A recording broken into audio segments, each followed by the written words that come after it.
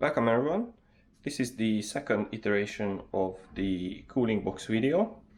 So in the previous video I started to show you how to build this cooling box. This is a 64 liters cooling box, and you can see that it has a corrugated sheet on the outside as well as the inside, and in between those two corrugated sheet layers we have a 3 centimeter polystyrene foam, so it should be more or less very good in keeping the hot outside. Then now what I did as an improvement is the following. So first of all, here we have a power supply which I am able to change, so it's a variable power supply. And previously I had a single 12 volt power supply, this regular LED power supply, this guy here. So the problem with this is that I can adjust the voltage, yes, but I cannot adjust it towards the negative direction. So it is always providing at least 12, it's a little bit over, but it is always providing at least 12 volts, and I can increase it to almost 14-15 volts. But then I cannot go the other way around, so I cannot decrease it to, for example, 10 watts. And I got a comment which was very useful, that it might be that if I decrease the voltage more, I can get better performance out of the Peltier cooler. So as a sign of listening to that comment and also considering the good ideas, I have a variable power supply here, and we will start at lower voltages and we will see how the things change. Another change, which I can only show a picture about because I'm just lazy to take a look inside the box, I replaced the fan.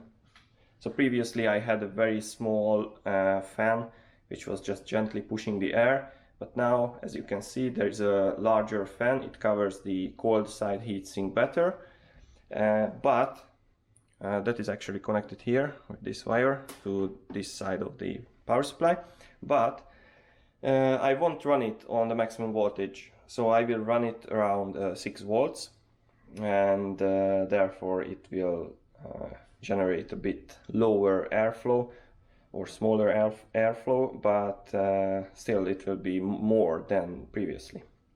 So that's number 2 modification. And also previously I had this crappy fan in between the fins of that heatsink there.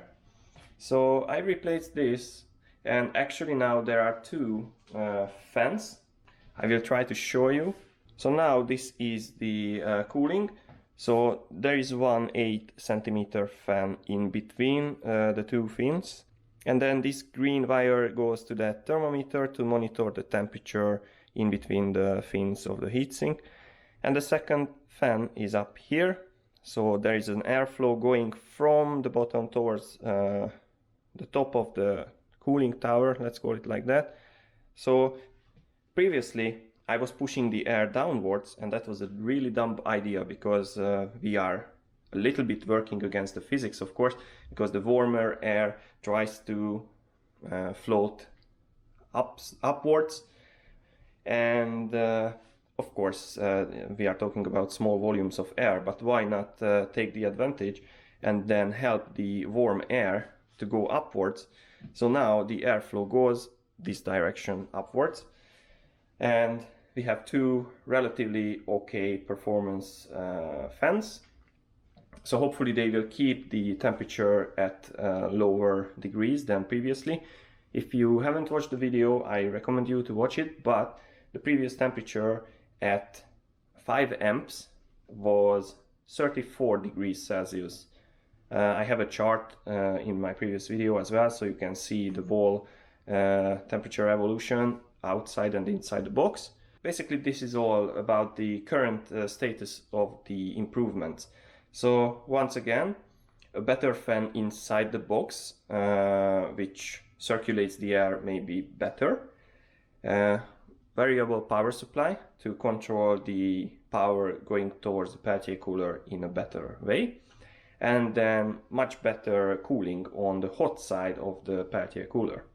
And still, we have a TEC12708 unit, so it's an 8 ampere unit, and this is what we will use. And it's just a single Peltier cooler. We could not expect a very good cooling performance, of course, but we want to see what can we extract from one single Peltier cooler.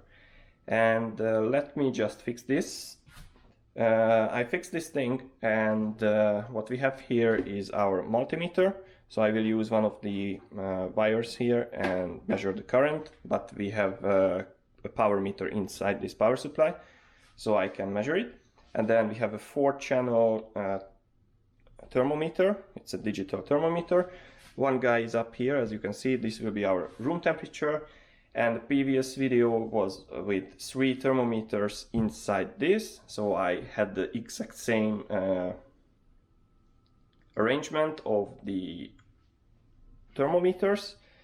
So one thermometer is measuring the heatsink temperature inside the box, one thermometer is in the bottom, or is at the bottom, and measuring the temperature there, and another thermometer is in the other corner, further away from this side, so it's at the other side corner on the right hand side, and it is measuring the temperature there. So it's 3 thermometers. One is related more to the cold side of the Peltier cooler, and the 2 others are representing the temperature inside this chamber. So what I will try now is I just start up everything and we will see what we get. So I turn on this. So now you can hear the fans, they are a bit loud. So I turn on this thermometer here, and just to show you, this is the room temperature now, 25.6, let's say. So it's almost the same as previously, 25.5. In the previous video it was 25.5, so nothing really changed since then. So the fans are running there. This thing is running. I have the micro SD card in it, so we will be able to check the charts. I can actually start the monitoring, so I just flip this switch and I can see that the monitoring is going on. So now I turn on this power supply, and now the fan inside is running as well, so we are circulating the air around the cold side heatsink already. And now I connect the Peltier cooler to this side.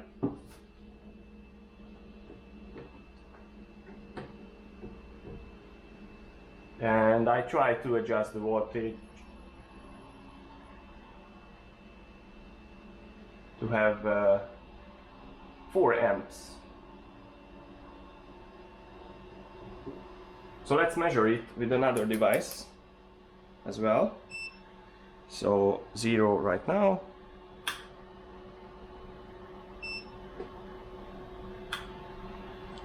4.1, that's pretty much okay for me. So let's start with 4.1 and see where we are in half an hour.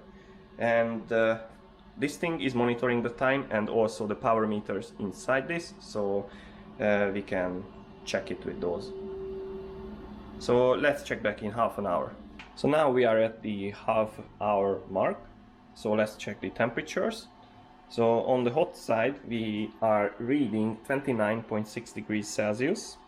This is very promising because it shows that the cooler works nicely. And then on the heatsink we have 10.8 degrees.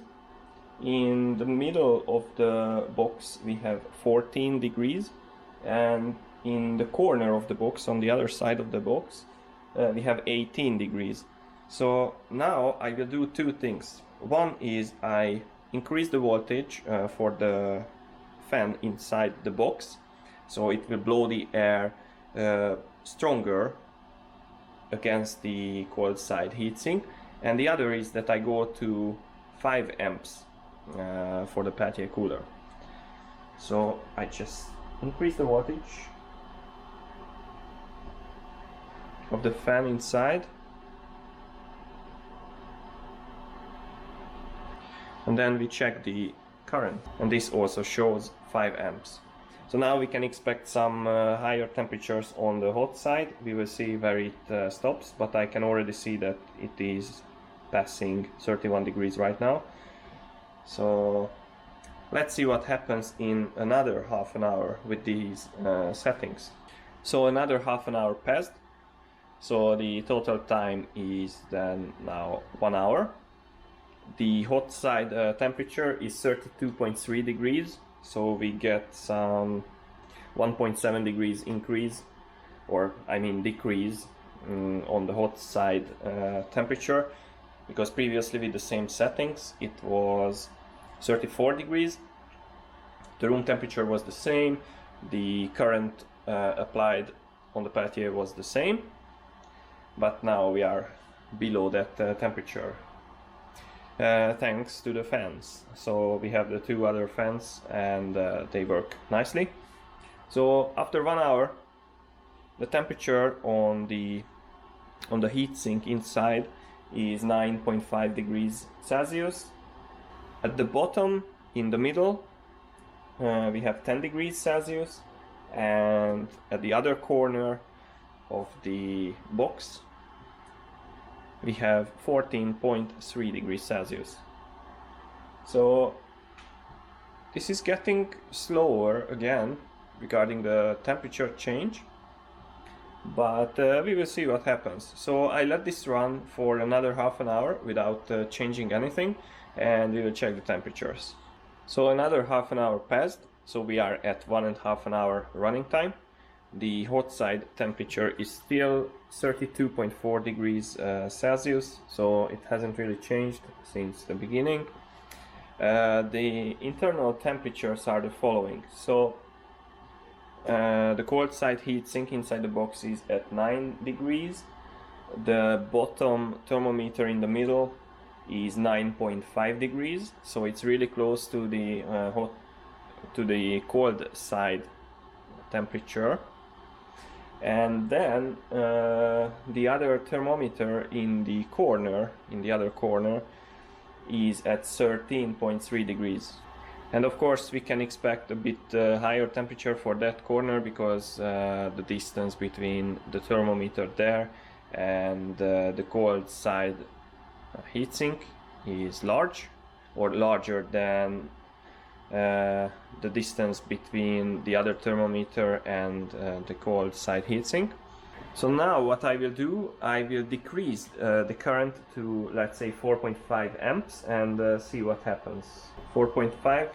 So now another half an hour waiting, and we will see what happens. So another half an hour passed, and the total time of the experiment is 2 hours, like in the case of the previous experiment, so we can compare them to some extent.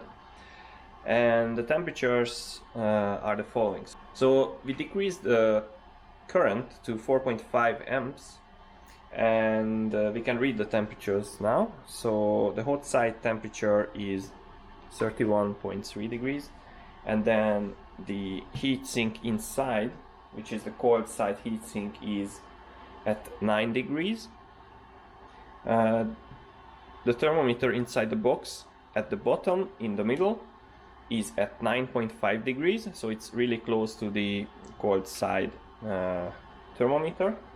And then in the other corner we are at 13.8 degrees Celsius, so that's still a bit warmer than expected. Now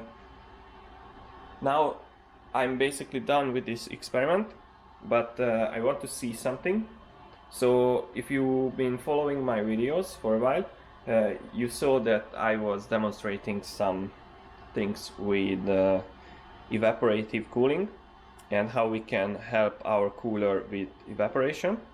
So I have my spray bottle here, and what I will do is I will just move the box slightly and then sprinkle some water on the hot side, and we will see on that thermometer how the temperature changes, and we will also keep logging the temperature with that thermometer here and see what happens. But this is only just for fun. We finished the main part of the experiment, and I'm just doing some extra things just because of my curiosity. So the spray bottle is here, and before I do this thing, be careful when you try to do something similar, like spraying water in the vicinity of electric wires. So make sure that you don't make any short circuits, and you don't do any damage to yourself. So don't try to touch any cables, and stay away from the high voltage and high current outlets. Since there we only have like 12 volts and maybe just a few amps maximum, there is no danger in that sense if we don't touch anything, and with this small amount of water I cannot really short anything. So I just wanted to have this kind of notice or discussion before I proceed. So I just use this spray bottle and check what happens to the temperature on this side, on the hot side, and inside the chamber.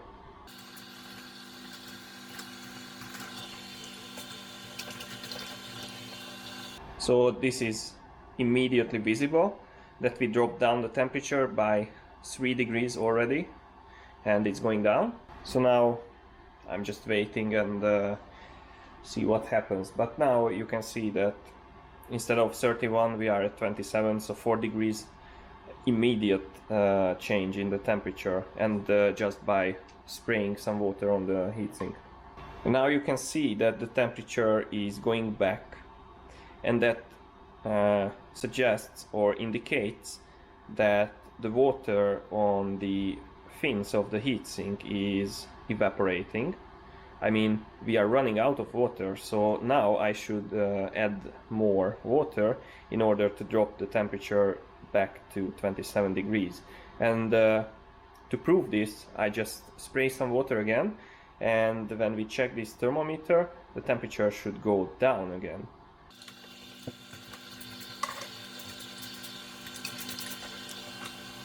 Even better, because I could cover more surface. And before you say anything, this is a room temperature water. It has been sitting next to my window for days, so yeah. But you can see that we are at 25 degrees, so we even went down below room temperature with evaporative cooling and thermal load on the Peltier cooler. So this is a good addition to this system. And what this basically allows us is that we can add more current to the Peltier cooler, because now we can keep the Peltier colder at higher currents, because the evaporation of the water helps us. And as I said, when the water is running out, i.e. it is evaporating, then you see that the less water is on the surface of the fins of the heatsink, the higher the temperature. And you can see that we are back to 27.5 degrees. And if I check the temperatures on the thermometer, nothing is really changing, because I haven't changed the current. And of course now we are at lower temperatures, so everything goes a bit slower because we are really close to the limits. So the cold side temperature is still 9 degrees Celsius. But I can like max out the current, and you know that we are limited with this box because this is a 12 volt power supply. But if I would do that, so I increase the current to who knows how much, 5.3 amps, then we could see some decrease in the temperature inside the box. So 5.3 amps, and now of course this thing will move up. So I just spray some water again, and we bring down the temperature. So temperature is dropping down, and there is no significant change in the chamber. It's 8.8 degrees now at the cold side heatsink. So this would require time and continuous supply of water. If you saw my previous videos, you could see that I was using some mist maker. So I think I finished the experiment here. This was just some playing around or messing around with some water. And what I will do next is I think I will replace this cooler, because I want even lower temperatures inside this box. At least I want to reach 4 degrees, which is like the safe temperature for cooling, let's say, food. So what I will do is I will replace that cooler with some more powerful cooler and with a better, let's say, solution, and we see what we can reach with that.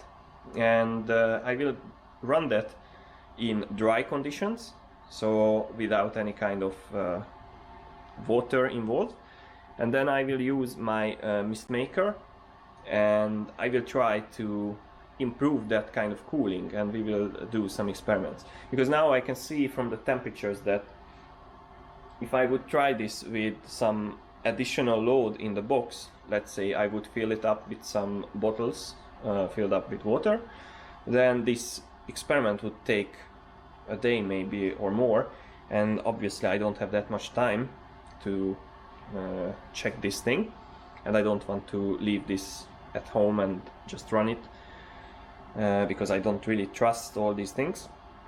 So the next experiment will be with more powerful things. So now let's just look at the chart. So we go to the computer for a few minutes and see how the temperature evolved by time, and we will also compare this with the previous measurements result. So let's go to the computer. So let's check at the overview of the temperatures from both of the experiments. So a small explanation for the data. Every solid line is for the previous video's experiments, and every dashed line is for this particular video's experiment. So let's check the previous video's results, and let's start from the top. So you can see the solid blue line, this is the room temperature, and if you just quickly look at the dashed line, it is basically just 1 degree difference, so the room temperature can be considered the same roughly. And then we still with the solid lines, we go to the green one, and that is around 16 degrees. So that was the thermometer in the corner, and you can see that the previous experiment was higher than this experiment, and the reason for that is because I replaced the fan on the cold side, so the circulation of the air was better and the cold air could reach more parts of the box. So you can see that the same experiment, but with the improved circulation of the air, led to roughly 3 degrees, 4 degrees difference. And then if we go down to the red curve, that's the bottom, that was basically the very middle of the bottom of the box, and we can see that we reached lower temperatures with this experiment because of the better circulation. And here you can also see some changes when I played around with the spray bottle. That's this jump in the temperature, and when I increased the current, then it started to go up. And if I go to the cold side heatsink, then you can see that we reached 4 degrees on the heatsink with the previous video's experiment. But then if we go and see the dashed black line, we could see that the temperature of the cold side heatsink was not able to reach 4 degrees, but it was more like 9 degrees. So this is a bit disappointing, but you can see on the other hand that the other two temperatures are also lower. So I haven't calculated, but if I look at the curve, the overall average temperature in between these 3 points are roughly the same. So if I check, then the corner and the middle temperature is higher for the previous experiment, but the cold side heatsink is lower. And then in this experiment, the cold side heatsink is higher, but the other two temperatures are lower, so they are sort of cancel out each other. So you could see that this happened here, and you can see that this experiment was a bit longer because I was playing a bit with some other things, but generally you can see that everything was the same. And also if you go to the red curve here, which is the bottom temperature, you can see when we changed the current. So this was basically around half an hour mark, and then I went from 4.5 amps to 5 amps, and then the rate of the change changed. So this is all. I hope you learned something. I hope that this was instructive, and as I said, now I will go for an improved version of this cooler. So I will open up this box a little bit and modify the coolers. I will show it in the next video, but you can expect some better results, and hopefully with that I will reach 4 degrees overall in that box, or even lower, and then I will be able to cool some objects as well. So don't forget to visit my website. I will upload these images there. My website is curiousscientist.tech. Don't forget to subscribe, please. It helps me a lot. And see you in the next video.